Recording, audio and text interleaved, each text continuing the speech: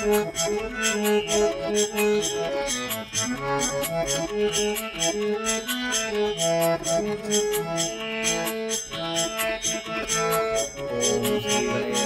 नमः। ओम श्री सरस्वत्यै नमः। ओम श्री गुरुभ्यो नमः।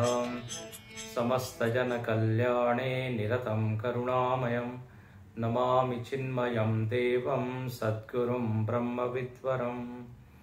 नीलाम्बुजश्यामलकोमलाङ्गं सीतासमारोपितवामभागं पाणौ महासायकचारुचापं नमामि रामं रघुवंशनाथम्। अतुलितबलधामं हेमशैलाभदेहं धनुजवनकृशानुं ज्ञानिनामग्रगण्यं सकलगुणनिधानं वानराणामधीशं रघुपतिप्रियभक्तं वातजातं नमामि।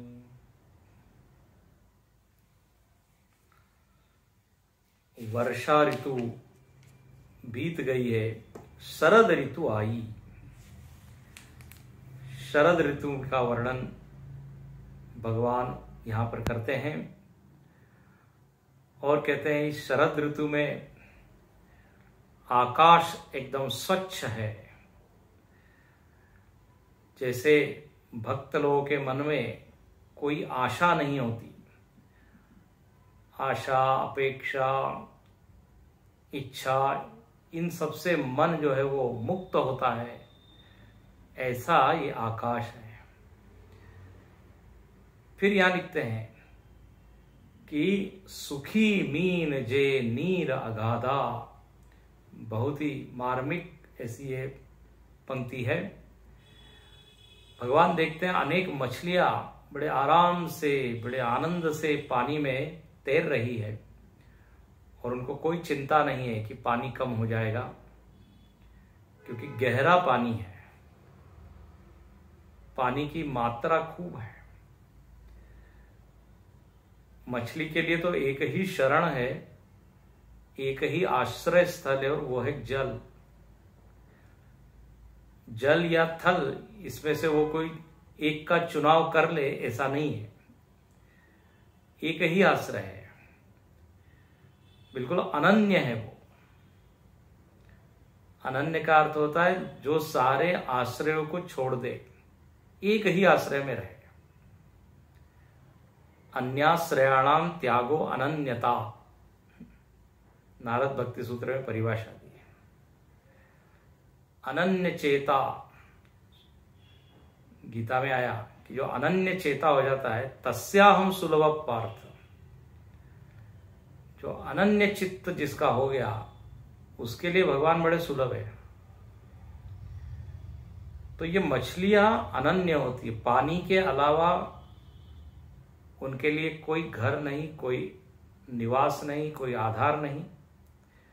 ऐसे ही जिमि हरि शरणन एकौ बाधाम, बोले ऐसे ही जो भक्त लोग होते हैं वो भगवान में ही अपने आश्रय को मानते हैं,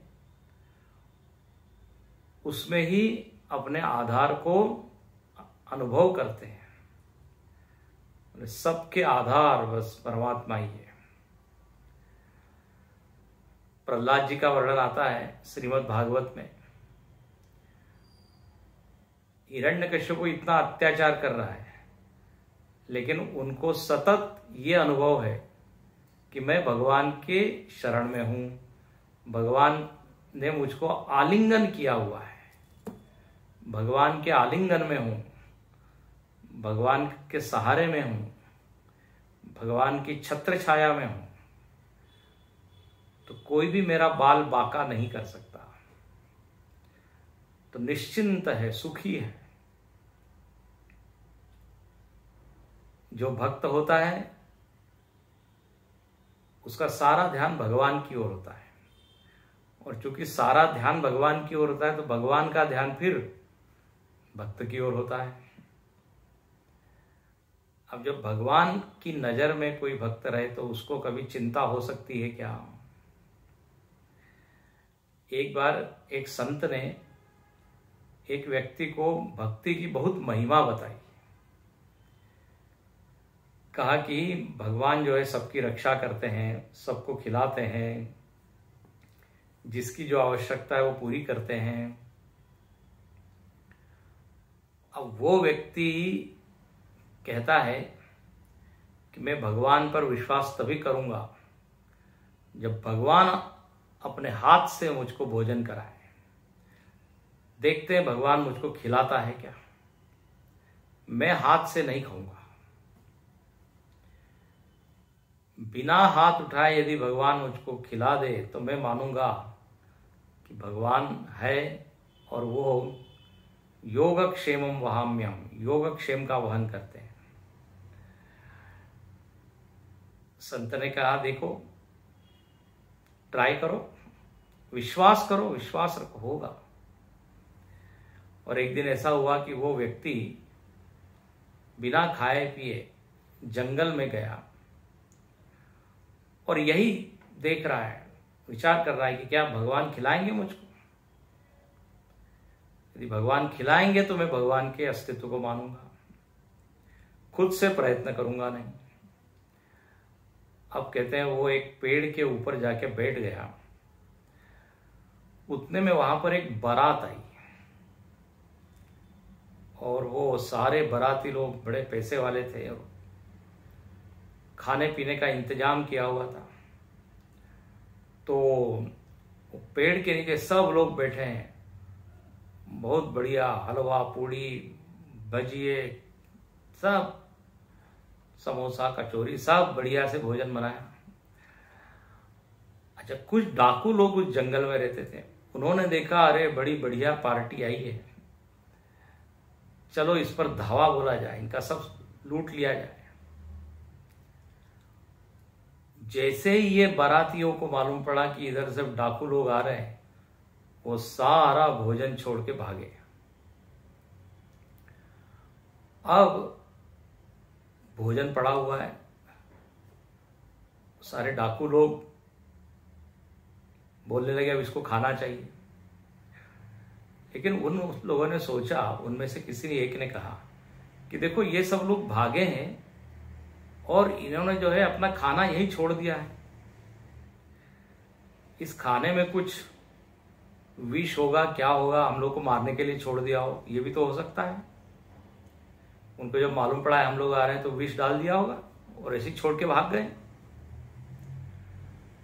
तो बोले अब क्या करें, तो बोले पहले किसी को ये खाना खिलाना चाहिए, परीक्षण करना चाहिए। यदि वो व्यक्ति मरा नहीं तो फिर समझ जाएंगे इसमें विष नहीं है। अब बोले को किसको ढूंढे, इधर उधर देखा तो पेड़ के ऊपर ये व्यक्ति बैठा हुआ है। अरे बोले इसको नीचे उतारो, जंगली आदमी दिखता है, इसको खिला देते हैं, यदि ये मर भी जाए तो क्या फर्क पड़ता है। तो इसको नीचे उतारा गया, जबरदस्ती उसके मुंह में ठूसा गया। वो कहे इधर उधर वो कर रहा है, मुंह बंद कर रहा है। बोले मुंह खोलो, बोले मैं अपने हाथ से नहीं खाऊंगा। बोले तुम हाथ मत हिलाओ, बस मुंह चलाओ तुम, तो बस एक ही काम करो, जो हम खिला रहे खा। जबरदस्ती उसके मुख में ठूस दिया। अब वो जो है खा रहा है और जैसे ही खाया है उसने, उसके आंखों में से आंसू आ गए कि देखिए भगवान ने जो है मुझको खिलाया, मैंने भगवान की परीक्षा ली, मैं अपनी गलती को स्वीकार करता हूं। तो इसको कहते हैं क्या, शरणागति। उसने शरणागति की क्या परीक्षा की कि वास्तव में भगवान शरण देते हैं क्या। डाकू लोग बड़े खुश हो गए, बोले अरे तो मरा नहीं, भोजन तो बड़ा अच्छा है।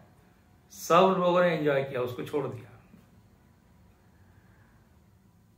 तो अर्थ यह है कि भगवान शरण देता है, लेकिन हमारे गुरुजी कहते रहे कि रिस्क लो। भगवान के अस्तित्व को यदि मानना हो तो रिस्क लो, कुछ छोड़ के देखो, भगवान के भरोसे रहकर देखो। अपना कर्ता भाव कम रखो। ऐसी कई घटनाएं घटती है जो हमारे किए बिना होती है। साफ वहां पर दिखता है कि कोई है जो कर रहा है। तो सुखी मीन जही नीर अगाधा, जिमि हरि शरण न एक बाधा। और कहते हैं कि फूले कमल सोह सर कैसा, निर्गुण ब्रह्म सगुण भय जैसा। कितनी सुंदर उपमा है। बोले अब जो तालाब है, तालाब में कमल जो है खिल गए हैं, फूल खिल गए हैं, और जब खिले हुए कमल होते हैं उस तालाब में, तो तालाब की शोभा बढ़ जाती है। एक बड़ा अच्छा संस्कृत में श्लोक है, कमलेन पय पयसा कमलम, पयसा कमलेन विभाति सर, शशिना च निशा निशया च शशि, शशिना निशया च विभाति नभ। बोले पानी के द्वारा कमल की शोभा है, कमल के द्वारा पानी की शोभा है, और पानी और कमल दोनों के कारण तालाब की शोभा है, तालाब सुंदर लग रहा है। ऐसे ही चंद्रमा के कारण रात्रि सुंदर लग रही है, रात्रि के कारण चंद्रमा, और चंद्रमा और रात्रि के कारण आकाश विभाति नभ। तो यहां पर वही कहा कि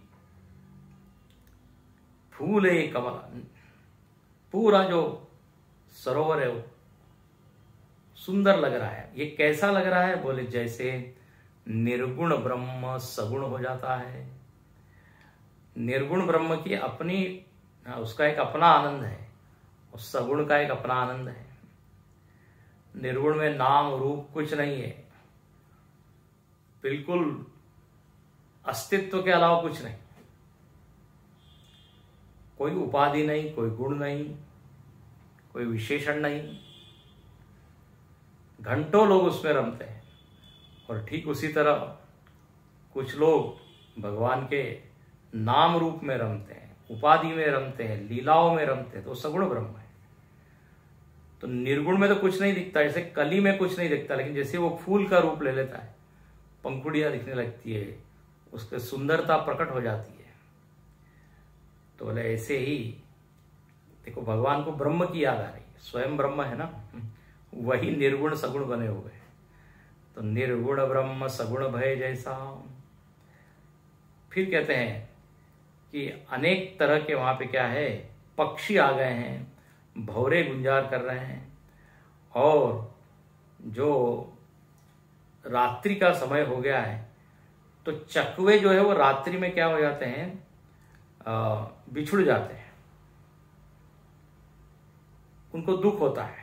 वो चकवा चकवी रात में मिल जाते हैं, रात में बिछुड़ जाते हैं, दिन में मिलते हैं। क्या लिखते हैं, रात्रि देखकर चकवे के मन में वैसा ही दुख हो रहा है। बोले वियोग होने वाला है, तो रात्रि में उसको दुख हो रहा है। बोले ये ऐसा ही जैसे दूसरे की संपत्ति देखकर दुष्ट को होता है। दूसरे की संपत्ति देखकर दुष्ट लोग परेशान हो जाते हैं। बोले इसको इतना मिला है, बताइए इसके क्या कहते हैं, नसीब में बहुत है, भाग्य में बहुत है, हमारे तो कुछ भाग्य में है नहीं, हमारा तो बुरा वक्त चल रहा है। लेकिन एक व्यक्ति ने बड़ा अच्छा कहा, बुरे वक्त का भी बुरा वक्त आता है, हमेशा ही बुरा वक्त तो होता नहीं है। जब किसी का भाग्य नहीं है तब क्या है, मेहनत करते रहना चाहिए। जब सही समय आता है तो वही मेहनत किया हुआ जो प्रयत्न है, कर्म है, जो इन्वेस्टमेंट है, वो फल देता है जब सही समय आ जाता है। तो जब सही समय नहीं है तब भी करते रहना चाहिए, करते रहना चाहिए। भाई व्यापारियों को लॉस होता है फिर भी वो दुकान को तो खोल के रखते ही है ना, भले ही कोई ग्राहक ना है, और सतत उनकी खुली हुई दुकान देख के लोग फिर आते हैं। बोले ये दुकान ऐसी जो हमेशा खुली रहती है, लॉस हो रहा है इसे दुकान बंद ही कर दिया जाए तो वो सभी गवा बैठेगा। कहने का अर्थ क्या है कि दूसरे की संपत्ति को देखकर आप जलिए नहीं, आप जो है प्रयत्न करते रहिए, ये यहां कह रहे हैं। फिर यहां लिखते हैं कि चातक रटत तृषा अति होई, पपीहा जो है पक्षी वो रट लगाए हुए हैं और उसको बड़ी प्यास है। कहते हैं कि जो पपिया है वो स्वाति नक्षत्र में ही क्या है, जो बारिश होती है उसी का पानी वो पीता है। तो यहां पर लिखते हैं कि जैसे शंकर जी का जो द्रोही है वो सुखी नहीं रहता, ऐसे ये पपिया भी अन्य पानी को देखकर सुखी नहीं होता। उसको तो वही पानी चाहिए। फिर लिखते हैं शरद ऋतु में क्या होता है, तो रात के समय जो चंद्रमा है, आपने देखा होगा शरद पूर्णिमा में खिला हुआ बिल्कुल पूरी तरह चांद, क्या कहते हैं, सफेद जो किरणें हैं पूरे वातावरण में छा जाती है। रात में बहुत ही सुंदर प्रकाश ही प्रकाश दिखता है। भगवान इस शरद पूर्णिमा को भी रास करते हैं। तो बोले शरद ऋतु में जो चंद्रमा है वो सारे ताप का हरण कर लेता है। ये ऐसा ही है जैसे संतों का दर्शन पातक टरई, संत का दर्शन क्या कर लेता है, पाप का हरण कर लेता है। संत को देखते ही पाप वृत्ति शांत हो जाती है, दर्शन मात्र। गंगा पापम शशिस्तापम दैन्यम कल्पतरुस्तथा पापम तापम च दैन्यम च हंति सज्जन दर्शनम। पाप, ताप और दीनता तीनों का हरण संत के दर्शन से हो जाता है। नहीं तो एक एक के लिए एक एक, पाप का हरण करने के लिए गंगा जी के पास जाओ, ताप के लिए चंद्रमा के पास जाओ, दीनता के लिए कल्प वृक्ष के पास जाओ, लेकिन ये तीनों संत के दर्शन से हो जाता है। तो कहते हैं इस तरह तापत्रय विनाशाय, जैसे चंद्रमा है ऐसे ही संत का दर्शन है। तो देखो भगवान को संत की याद आ रही है। फिर कहते हैं कि चकोर, देखो सब पक्षियों के नाम लिए, चक्रवाक, पपीहा, चातक, हाँ अब चकोर। ये चकोर पक्षी कैसा होता है, तो चंद्रमा को एक टक देखते रहता है। तो देख इंदु चकोर समुदाय, बहुत सारे पक्षी है चकोर पक्षी, और सब किसको देख रहे हैं, चंद्रमा को। अब ये दृश्य देखा तो भगवान कहते हैं ये ऐसा ही है जैसे भगवत भक्त भगवान को एक टक देखते हैं, बिना पलक झपकाए, बिना इधर उधर देखे, एक टक भगवान को देखते रहते हैं। जनक महाराज ने जब भगवान के दर्शन किए तो उनको भी इधर उधर देखने की इच्छा नहीं हुई। बोले आपको देखकर तो और कुछ देखने की इच्छा ही नहीं हो रही, मेरा मन केवल ब्रह्म की ओर ही जाता है, मेरी दृष्टि ब्रह्म की ओर ही जाती है। और यदि आज मेरी दृष्टि आपको छोड़कर इधर उधर नहीं जा रही है, इसका मतलब आप ब्रह्म हैं। सहज विराग रूप मन मोरा, थकित होई जिमि चंद चकोरा, बिल्कुल यही है। जैसे चकोर चांद की ओर देखता है, बोले वैसे मैं आपको देख रहा हूं, तो आप ब्रह्म हैं। तो जो भक्त लोग हैं वो भगवान की ओर ही देखते हैं, उनको दूसरी चीज दर्शनीय लगती नहीं। सएव दर्शनीय, सएव वरणीय, पूजनीय। तो चित वही जिमि हरि जन हरि पाई। और फिर भगवान अचानक, भगवान को एक मच्छर ने, शायद मच्छर वहां घूम रहा था लेकिन सारे मच्छर खत्म हो गए थे।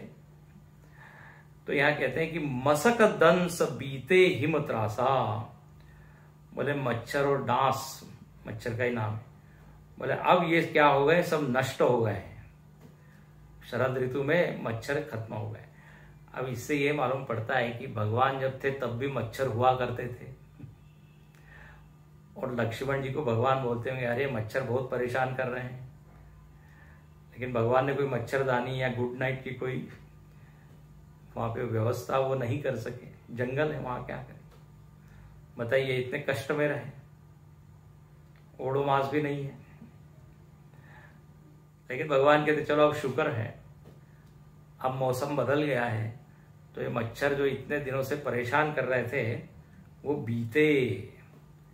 मसक दंस बीते हिमत्रासा। ये बोले ऐसा ही है जैसे ब्राह्मण के साथ वैर करने से कुल का नाश हो जाता है, ऐसे ये शरद ऋतु के आने से, थोड़ी जाड़े आने से, ठंड आने से ये सारे मच्छर नष्ट हो गए। तो उनको याद आ रहा है कि ब्राह्मणों के साथ वैर करने से क्या होता है, कुल का नाश हो जाता है। जैसे सारे मच्छर नष्ट हो गए, ऐसे ही किसी व्यक्ति का कुल नष्ट हो जाता है यदि वो किसी संत का अपमान करे, वैर करे। इस तरह यहाँ पे वर्णन किया। और अंत में कहते हैं भूमि जीव संकुल रहे, गए शरद ऋतु पाई, सदगुरु मिले जाहि जिमी, संशय भ्रम समुदाय। सियावर रामचंद्र की जय, पवन सुत हनुमान की जय, उमापति महादेव की जय। बोलो भाई सब संतन की जय। अब कहते हैं वर्षा ऋतु में तो बहुत सारे जीव जंतु पृथ्वी पर पैदा हो गए थे। अब वो सब के सब चले गए, मर गए, नष्ट हो गए। तो बोले ये ऐसा ही है जैसे सद्गुरु के मिलने से संशय भ्रम सब नष्ट हो जाते हैं। कितना सुंदर है। जब तक सद्गुरु नहीं मिलते, मतलब जब तक शरद ऋतु आई नहीं, तब तक ये जीव जंतु खूब पैदा हो रहे हैं, संदेह, भ्रम, प्रश्न, शंका। लेकिन जहां सद्गुरु मिल गए, ज्ञान का आदान प्रदान हुआ, बस एक एक संशय समाप्त होते जाते हैं। विद्यते हृदय ग्रंथि छिद्यन्ते सर्व संशय, अज्ञश्च अश्रद्ध दानश्च संशयात्मा विनश्यति। ऐसा लिखते हैं कि जो स्वयं अज्ञानी है और किसी गुरु पर श्रद्धा भी नहीं कर रहा है, तो ऐसा व्यक्ति अपने संशयों को पाल के रखता है और वो संशय ही उसको मार देते हैं। संशयात्मा विनश्यति। इसलिए होना क्या चाहिए, कोई सद्गुरु हो, उसमें श्रद्धा हो और उसके सामने अपने हम प्रश्न रखें, तो एक एक प्रश्न हल होते जाता है।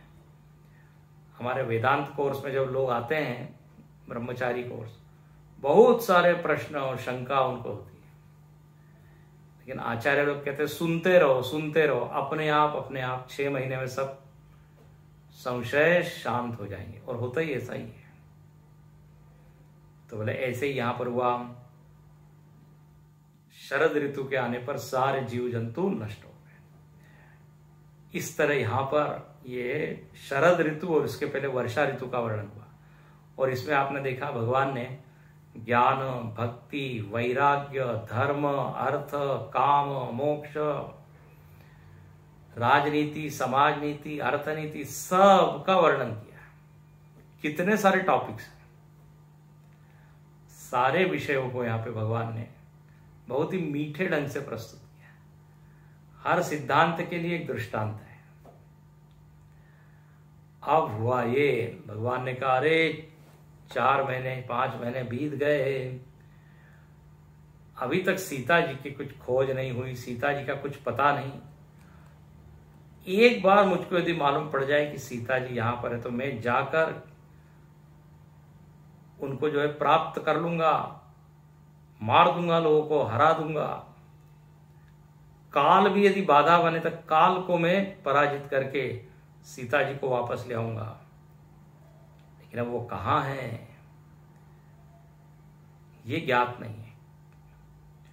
और कहने लगे कि सुग्रीव ने तो वचन दिया था ना, लक्ष्मण जी को कहते हैं, ये सुग्रीव जो है भूल ही गया है। अब देखिए ये 4थी चौपाई से 17वें के बाद सुग्रीवहु सुधि मोरी बिसारी, पावा राजकोसपुर नारी, जहि सायक मारा मैं बाली, तेहि सरहतो मूढ़ कह काली, जासु कृपा छूटहि मद मोहा, ताकहु उमा की सपने कोआ, जानहि यह चरित्र मुनि ज्ञानी, जिन रघुवीर चरण प्रतिमानी। भगवान कहने लगे, अरे ये सुग्रीव तो बिल्कुल भूल गया। क्यों भूल गया? पावा राजकोसपुर नारी, इसको राज्य मिल गया, नगर मिल गया, स्त्री मिल गई, बस अब क्या है?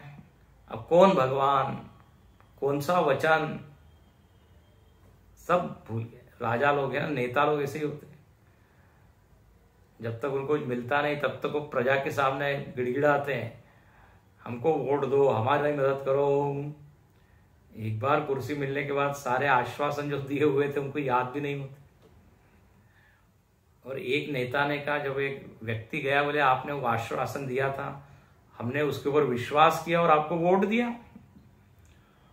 वो व्यक्ति कहता है, मेरे आश्वासन पर मैं खुद ही विश्वास नहीं करता, तुमने कैसे विश्वास कर लिया? तो ये स्थिति होती है। ये सुग्रीव जो है बिल्कुल भूल गया। वाल्मीकि रामायण में ऐसा आता है कि सुग्रीव ने सबको आदेश दिया था कि हम मुझको डिस्टर्ब मत करो, मैं अब एंजॉय करूंगा। ले, एक संत मजाक में कहा कि ये सुग्रीव जो है ना हनीमून पे चला गया, भूल गया सब। अब भगवान लक्ष्मण जी को कहते हैं, गुस्सा आया उनको, बहुत क्रोध। बोले, जिस बाण से मैंने बाली को मारा है वो बाण मेरे पास अभी है, और इतना मुझको क्रोध आ रहा है, कल जाके मैं इसी बाण से उसको मारूंगा। ऐसा मुझको लगता है कि उसको मार दूंगा। गुस्सा किया भगवान ने। यहां शिव जी कहते हैं उमा जी से कि अरे, जिसकी कृपा से मद मोह इत्यादि छूट जाते हैं, क्या उसको कभी क्रोध आ सकता है? ये लीला है। जानहि यह चरित्र मुनि ज्ञानी, जिन रघुवीर चरण रतिवानी। रघुनाथ जी के चरणों में जिनकी प्रीति है, उनको मालूम है भगवान की इस क्रोध लीला का रहस्य। एक होता है क्रोधित होना और एक होता है क्रोधित हो गए हैं सब दिखाना। अच्छा, लक्ष्मण जी ने देखा कि भगवान बड़े गुस्से में हैं। लक्ष्मण जी बड़े खुश हो गए, बोले हाँ, ये हुई ना बात, कभी तो आप गुस्सा कर लिया करें, इनको गुस्सा करना आता ही नहीं है। लक्ष्मण जी क्रोध के विशेषज्ञ है। हाँ। अच्छा, लक्ष्मण जी भी जान गए कि देखो भगवान का गुस्सा कोई बढ़िया वाला नहीं है, क्योंकि भगवान क्या कह रहे हैं, मुझको बहुत गुस्सा आ रहा है और कल जाके मैं इसको मारूंगा। सुग्रीव कहते, लक्ष्मण जी कहते हैं, देखो जब बहुत असली वाला गुस्सा होता है ना, तो उसी समय वो मारने के लिए तैयार हो जाता है। गुस्सा करें आज और कल मारें, तब तक क्या गुस्सा रहेगा क्या? ये कैसे होगा? कभी ऐसा होता है क्या कि आज गुस्सा आ रहा है और कल हम जाके कुछ बोलेंगे? कल तक तो कहाँ गायब हो जाता है। तो भगवान लक्ष्मण जी को मानो कि जरा खुशी दे रहे, बोले मैं भी गुस्सा कर सकता हूं। और लक्ष्मण जी ने कहा, अब मैं जाता हूं, मुझको दो जरा वो बाण, मैं उसको मार ही देता हूं। आप तो क्या मारेंगे, हम ही मारेंगे। आपने इनके बड़े भाई को मारा है, अब ये छोटे भाई को मैं निपटाता हूं। मैं खत समाप्त करता हूं, क्योंकि इसने जो है आपका दिया हुआ वचन पूरा नहीं किया है। तब अनुजई समुझावा रघुपति करुणा से। हाँ, लक्ष्मण जी के पीठ पे हाथ रखते, अरे लक्ष्मण ठहरो ठहरो, इसको मारना नहीं, मुझको भी गुस्सा तो आया है, लेकिन after all now he is my friend. तो मित्र का तो धर्म यही है कि उसको यदि गलत रास्ते पे जा रहा हो तो उसको सही रास्ते पे लाना। उसको मार कैसे सकते हैं, मित्र धर्म के विरुद्ध है। बस अब तुम एक काम करो, भय देखा ले आवहु तात सखा सुग्रीव। बस उसको भय दिखा के ले आओ, क्योंकि वो कौन है, सखा है। ये है भगवान की क्या है, कृपा। अब हुआ ये इहां पवन सुत हृदय विचार। इहां, इधर क्या हुआ, हनुमान जी जो है ना वो सुग्रीव को याद कराते हैं, एकदम जाते हैं उसके पास, प्रणाम करते हैं और कहते हैं चारु विदिते कई समझावा, साम दाम दंड भेद चारों नीति के द्वारा हनुमान जी समझाते, अरे सुग्रीव तुमको कुछ याद है, तुमने वचन दिया था, यदि वचन नहीं निभाओगे ना तो क्या हालत होगी तुम्हारी, तुम्हारे भाई साहब की गति आप जानते ही हो। एकदम सुग्रीव मानो कि ऐसे कोई नींद से उठा, अरे आपने बड़ी कृपा की, उसको याद कराया। विषय मोर हरि लीने ज्ञाना, ये विषयों ने तो मेरे ज्ञान का हरण कर लिया, मैं विषयों में ऐसा आसक्त हो गया, मगन हो गया कि भूल गया। वो कहता है हनुमान जी अब आप क्या कीजिए, जल्दी जल्दी वानरों को इकट्ठा कीजिए और अलग अलग दिशाओं में उनको भेजिए, सबको एकत्र करो और सबको कहो कि 15 दिन में यदि कोई यही वापस सीता जी की खोज किए बिना आएगा तो उसका वध होगा। दूतों को बुलाओ, अब ये आदेश मुझको देना है। हनुमान जी ने दूतों को बुलाया और सबको भय प्रीति और नीति दिखलाई। सारे वानर लोग जो है वो कहे ठीक है महाराज, यस सर यस सर, हम करेंगे हम करेंगे। और उसी समय जो है लक्ष्मण जी वहां क्रोध में तमतमाए हुए हैं, कहां है सुग्रीव, कहां है। देखो ये हनुमान जी ने काम किया सुग्रीव का, या थोड़े से वानरों को एकत्र करके इधर उधर भेजने का आदेश दे दिया, क्योंकि हनुमान जी कहते हैं लक्ष्मण जी आके पूछेंगे क्या हुआ, तुमने जो वचन दिया था खोज करने में तुम सहायता करोगे, तो बोले तुमको बोलने को हो जाएगा कि हाँ हाँ अभी मैंने सब आदेश दिया है, ऑलरेडी आई हैव डन। कई बार होता है ना, कोई इंस्पेक्शन करने आने वाला होता है, रास्ता बन रहा है, बोले 2-4 दिन में आने वाले, अभी किया कुछ नहीं इसने, तो कुछ तो भी जैसे उसको मालूम पड़ता है कि वो आने वाला है इंस्पेक्शन के लिए, बस आनंद फानंद में थोड़ी सी मिट्टी गारा सब डाल देते हैं, कुछ दिखाने के लिए तो हो जाए, ऐसे यहाँ पर कहने के लिए तो हो जाए कि हाँ हाँ हमने वानरों को आदेश दिया है, बस अब वो जाने ही वाले हैं। ये देखिए सब ये नीति है।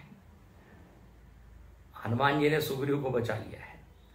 अब लक्ष्मण जी गुस्से में वहां है, धनुष के ऊपर बाण चढ़ाओ, कहां है सुग्रीव कहां है। बोले ये विषयासक्त भोगी जब दुखी था तब तो कितना गिड़गिड़ा रहा था, तब तो कितनी सामने आ रहा था, बचाइए बचाइए कह रहा था कि बस आप ही मेरी शरण है शरण है। अब कहां है वो।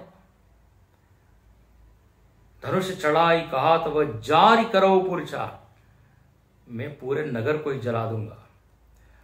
अब ऐसा जब हुआ तो कहते हैं बाली पुत्र अंगद उनके पास आया, अंगद ने क्षमा मांगी। अब अंगद तो छोटा है, लक्ष्मण ने उसको देखा तो थोड़ा मन उनका शांत हो और उसको जो है उठाया, डरो मत।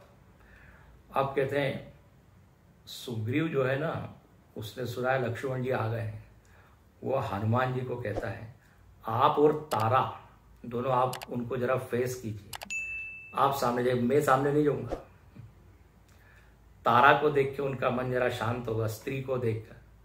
तो तारा सहित जाई हनुमाना, हनुमान जी आप जाइए आगे। और हनुमान जी तारा के साथ गए, प्रणाम किया और लक्ष्मण जी के पाद प्रक्षालन किया है, खुश करना है ना लक्ष्मण जी, उनके चरण धोए और पलंग पे बैठाया है, पलंग बैठा है। और सब लोगों ने प्रणाम किया।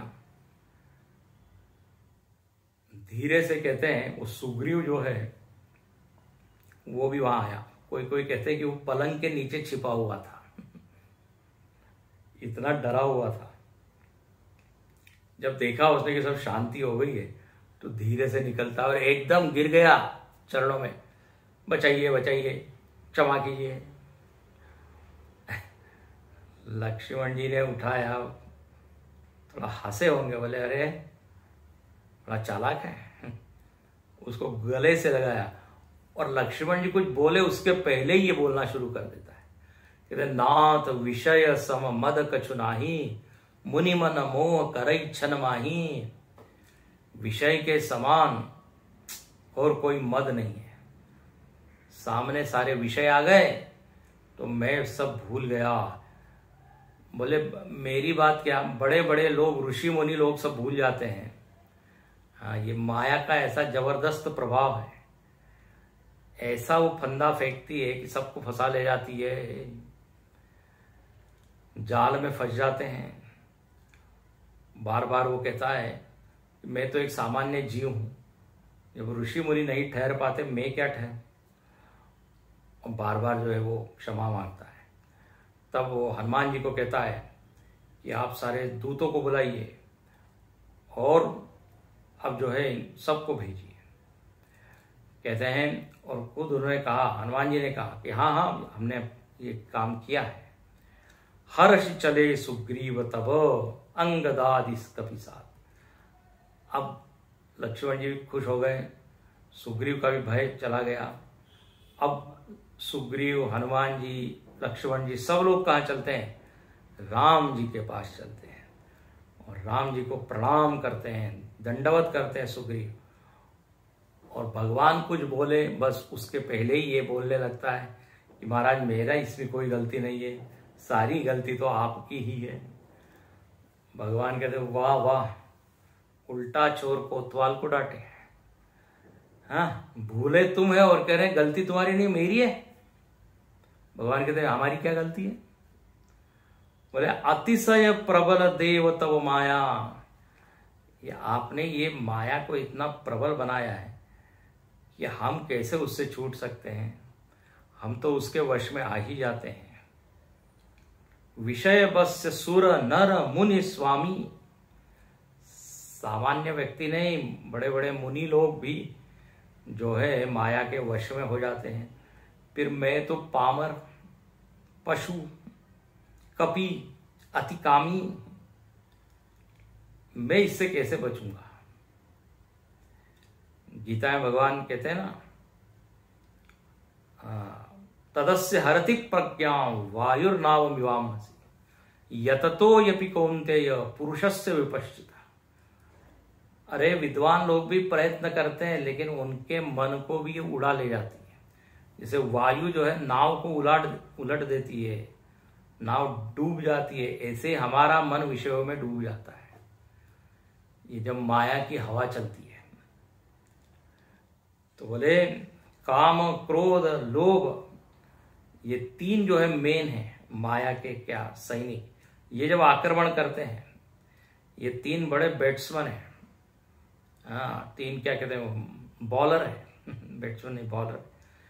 जब ये अपने ऊपर बॉल डालते हैं, बैट टूट जाती है, सामना नहीं कर पाते। होता है ना, कोई 140 की स्पीड से डाल रहा है, 150 की स्पीड से डाल रहा है, बैट टूट जाते हैं। जिससे सामना करना है वही टूट जाता है। तो हमारा मन पूरा इनके वश में आ जाता है और हम पराजित हो जाते हैं। और यहाँ काम, क्रोध, लोभ तीनों के लिए कहा। बोले ऐसा कौन है जिसको, हाँ, कोई सुंदर स्त्री है उसका नेत्र बाण न लगा हो। और ऐसा कौन है जिसको भी क्रोध रूपी अंधेरी रात में भी जागता रहे, क्रोध आने पर भी जो सावधान रहा हो, ऐसा कौन है। ऐसा कौन है जो लोभ की फांसी से अपने गले को जिसने बांधा नहीं हो, मतलब लोभ के पाश में फंसा ना हो, ऐसा कौन है। ये सब माया है और यह गुण साधन ते नहीं होई, अंत में कह देता है।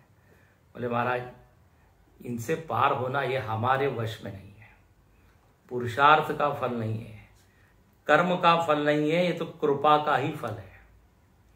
कृपा होगी तो फल क्या होगा, ये माया से छूट पाएंगे। दो तरह के फल होते हैं, कर्म का फल, कृपा का फल। पुरुषार्थ का फल होता है, पुरुषार्थ कितना भी करें कई बार हम पराजित हो जाते हैं, लेकिन भगवान की कृपा हो तो कृपा से हम सफल हो जाते हैं। तो यह गुण साधन ते नहीं होई, तुम्हारी कृपा पाव कोई कोई। इसलिए गीता में भगवान कहते हैं दैवी येषा गुणमयी मम माया दुरत्या मामे वये प्रपद्यन्ते माया मेताम तरंति ते। जो मेरी शरण में आता है तो फिर वो इस माया रूपी नदी को पार करता है। अब भगवान ने सुना ये सुग्रीव का सारा भाषण और उसने क्या स्वीकार कर लिया गलती हो गई। भगवान मुस्कुराकर कुछ उत्तर देते हैं, वो हम देखेंगे अब अगले प्रवचन में। ओम पूर्णमदः पूर्णमिदं पूर्णात् पूर्णमुदच्यते पूर्णस्य पूर्णमादाय पूर्णमेवावशिष्यते। ओम शांति शांति शांति।